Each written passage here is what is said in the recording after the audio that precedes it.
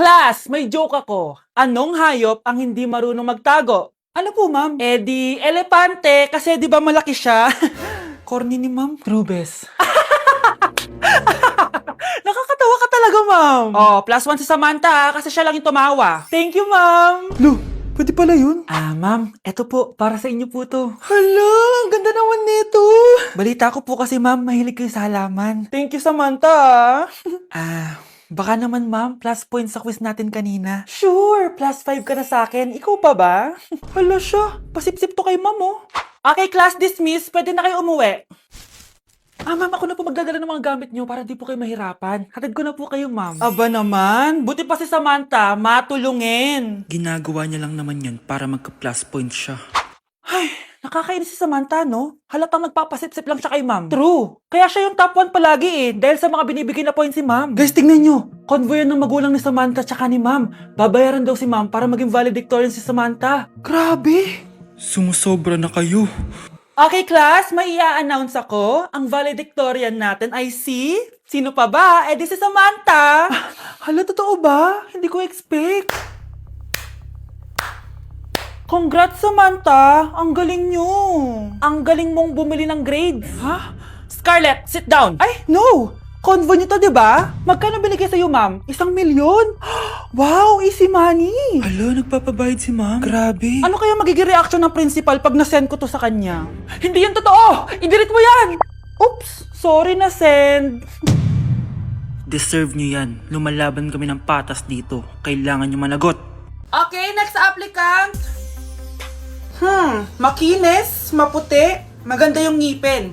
Okay, introduce yourself. Hi, I'm Scarlett, and I want to show the world, the universe rather, that I will confidently shake your fries with a heart. Bakit gusto mo magbenta ng fries? Thank you for that wonderful question. To be a tindera is both an honor and a responsibility. If I were to be a tindera, I will use my voice to influence the youth. Thank you. Okay, eto, mas mahirap na tanong.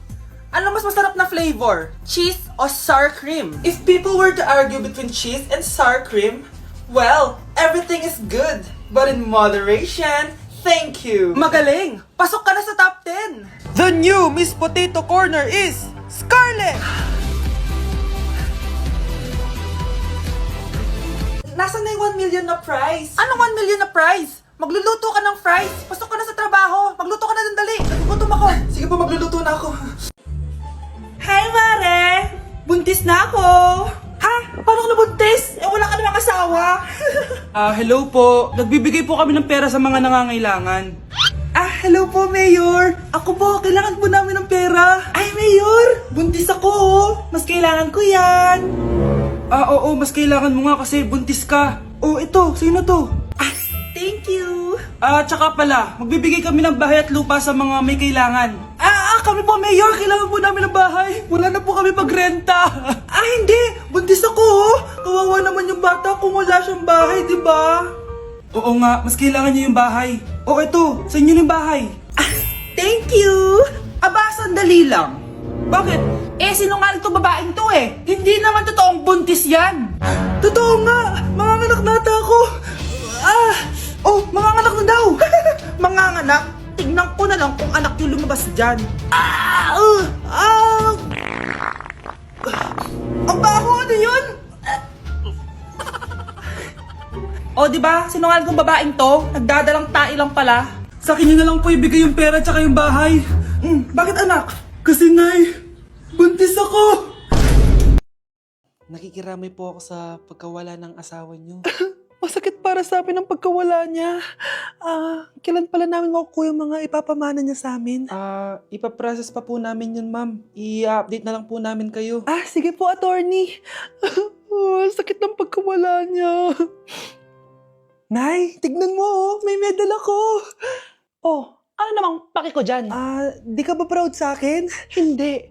At wala akong paki sa'yo. Iniwan ka na ng tatay mo, di ba? Kaya pwede ka nang umalis dito. Bakit ka ba ganyan sa akin, Nay? Huwag mo nga ako matawag-tawag na nanay dyan. Kadiri. Hindi kita anak. Ang nanay mo, wala na. Malandi kasi. Nay, gutom na ako. Ay, gutom na baby ko. Wait lang, mag-order ako ng steak for you, ha? Yay! Steak, my favorite! Ampun lang pala ako. Nasaan na yung totoo ko, nanay?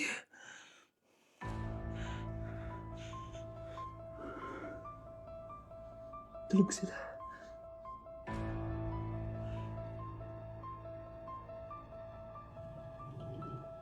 Nasaan na yun? Ito ba si nanay? Ay! Sino ba ito tumatawag na to? Muntik na yun. Attorney? Hello ma'am, may update na po sa ipapamana ng namatay niyo pong asawa. Sige. Punta ka dito sa bahay. Sa wakas, ito na yung araw na pinakahihintay ko. Hoy, ikaw! Pag dumating dito si attorney, magtago ka. Hindi niya pwede malaman na may isa pang anak ang asawa ko. Sige po. Ma'am, nakuha na po namin yung last will and testament ng asawa niyo. Ang nakasulat po dito ay, ang 50% ng kayamanan niya ay mapupunta po sa inyo. Ha? Mali ata yan, attorney. Dapat 100% ang mapupuntang kayamanan niya sa amin. Kami lang ang pamilya niya eh. Bali ma'am, ang nakasulat po kasi dito ay ang isang 50% po ay mapupunta sa isa niyang anak. Ano? Baka yan yung isa naming anak na nawala? Oo, sa amin na lang yan. Ako ang isa pang anak ni Ramon. Ay, salamat, makakapagpahinga na ako. Hindi na makakatulog na ako. Ano naman yan? Be, nasan yung part mo sa research? Kailangan na natin yun. Kakauwi ko lang, tama? Tayo ay nasa bahay. So, ang mga schoolworks, yung mga research, iwan natin yan sa school. So, kapag kakauwi ko lang at gusto ko matulog, imbes na huwag kang tumawag, anong ginawa mo? Nasaan yung research natin? Tapos mo na ba? Be, kakauwi ko lang. Hindi ako robot. Kailan ako tumawag sa'yo at nagganap ng research na kakauwi mo lang? Never. Ang tawag doon, konsiderasyon. Hindi naman tayo babagsak kung magpapahinga tayo, di ba, be? Malilate na kasi tayo, kailangan natin magpasa. Aba, be, pwede ba ako magpahinga? Hindi lang naman sa school umiikot yung buhay ko. Kaya nung tumawag ka, napagaroon ako, oh. Aba, sira ulo to, Kakauwi ko lang, Pahinga din tayo, be. Baka bago natin mapass yung research natin, mapass away tayo. Sige na. Baby, away tayo. O ano, anak? Puro bebe time na lang? Di ba may exam ka pa bukas? Opo, Nay. Try mo kaya mag-review para di ka puro bagsak. Diyos ko. Sige, Nay. Challenge accepted. Makaka-perfect ako sa exam bukas. Sino nagsabing hindi ko kaya mag-review? Baka Scarlett to. Ba't tumatawag na to? Oh, bakit, Bes? Nagre-review ako. Te, may bago akong chika. Importante ba yan? Importante. So, ito na nga. Go, Te! Spill the tea! Ano nangyari? 1 hour later. O siya, sige na, Te. Magre-review na talaga ako. Storbo.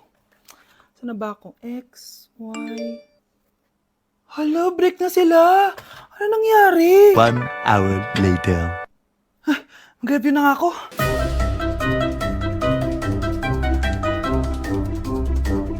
Good morning, anak! Anak, bakit ganyan itsura mo? Hanay, nag-review ako buong gabi. Akala ko puro numbers lang yung math.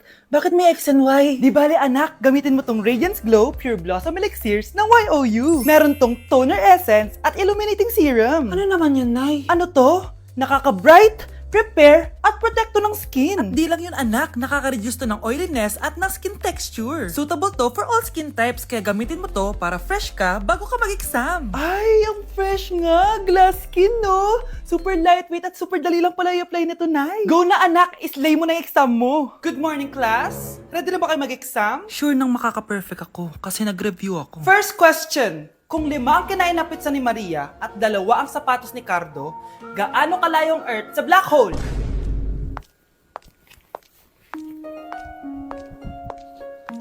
Hindi man lumabas ang mga nireview ko. Ang importante, maganda ako. Nay, ang taas ng grades ko. Congrats. Kain tayo sa labas, Nay. Sabi niyo pag mataas grades ko, kakain tayo. Wala akong time, anak. Nay, nagugutom po ako. Anak, may ginagawa ko. Nay, di po ba kayo magluluto? Ano ba yung anak? Ang tanda mo na, di mo pa rin kaya magluto para sa sarili mo? Kita mo ang dami ginagawa dito? Storbo to. Sige po, Nay. Ako na lang po magluluto. Mari! Oh, Mari, ba't parang takot ka? Ang dami na kasi nawawalang bata sa barangay natin. Yung kapitbahay natin, 4 na araw na nawawala yung anak niya. Baka naman nag-away lang sila tapos lumayas yung anak niya. Basta ikaw, Scarlett, palagi kang mag-iingat, ha? Sige po, tita. Masyado ka nagpapaniwala sa fake news, Mari. Nay, tignan niyo po yung drawing ko, oh. Ang ganda, anak. Di mo pa naman nakita, eh. Nay, punta po kayo sa school bukas. Kakanta po ako sa stage. Oo, sige anak. Pupunta ako pag may free time ako. Talaga, Nay? Yay! Uy, Mare, kakanta anak mo ngayon. Hindi ka ba pupunta? Hindi na siguro, Mare. Marami pa akong gagawin. Hinihintay ka nun. Pagbigyan mo na, minsan lang. Naku, Mare, sagabal lang yun sa trabaho ko. Sige na, marami pa akong gagawin, no? Nasaan ka na ba, Nay? Malapit na akong tawagin. Hindi ka mahal ng nanay mo. Mahal ako ng nanay ko! Tao po. Bakit po, sir? Kayo ba yung nanay ni Scarlett?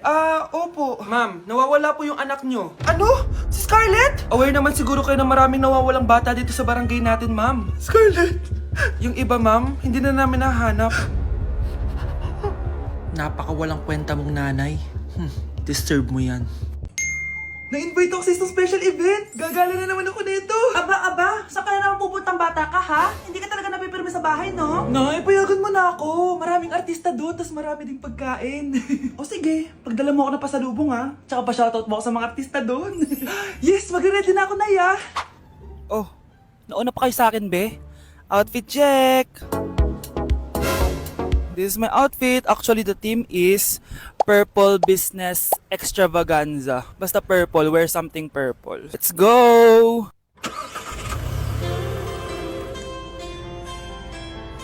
I'm so excited, guys, kasi balita ako may mga artista daw doon. So, I'll see you guys on the venue.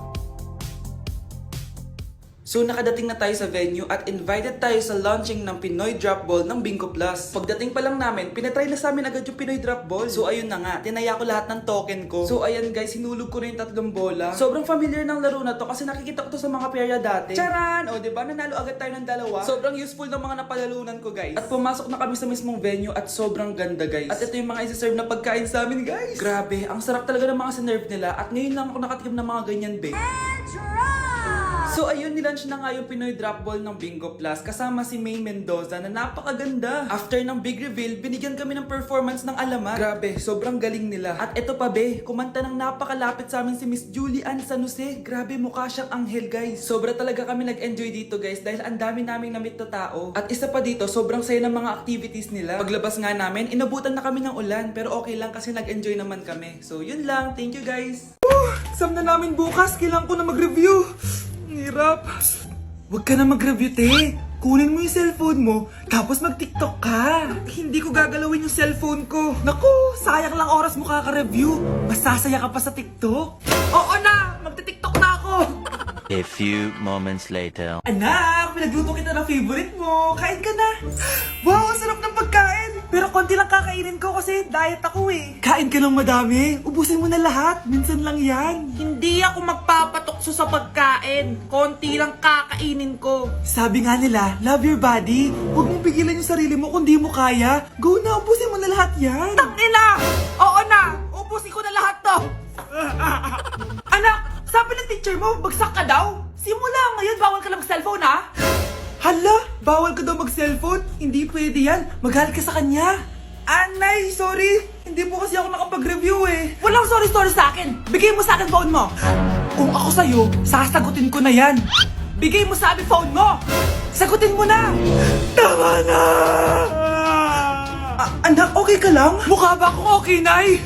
Palaging may bumubulong sa akin. Naku, Diyos ko! Nay, tulungan mo ako! Kaka-TikTok mo yan eh. Tara, dadalhin na kita sa mental hospital.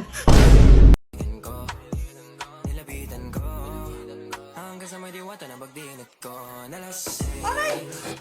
Disturb. Di ako yun ah. Wala na nga akong kapartner. Mambabato pa kayo. Hi. Ako, pwede mo ako maging partner. Tony? Totoo ba to? Matagal ko na siyang crush. Tumabi ka nga sa banta. Panira ka sa view. Hi, Jessica. Hi. TikTok tayo, Jessica. Ako yung partner mo. Ako? Sure, sige.